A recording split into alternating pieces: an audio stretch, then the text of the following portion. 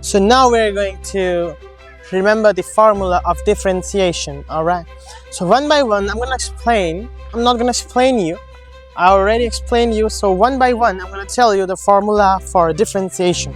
So let's start with the derivative of a constant function. You know that the derivative of a constant function is 0. Reason, because like if there is a number like 6 or 7, so you know that these are constant functions, and if there is 6 written somewhere here, suppose over here it's written over here that is 6, so it's never gonna change with time, with anything else. So the derivative of a constant function is 0. Now moving towards the polynomial function, there is one just simple formula, that is x to the power n. It is equals to, means the derivative of x to the power n is equals to n into x to the power n minus 1.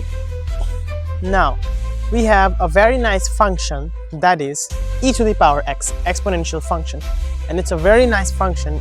It doesn't matter whether how much time you differentiate it, the derivative of e to the power x is always e to the power x, and even the integration of this function is e to the power x. It's a very amazing formula.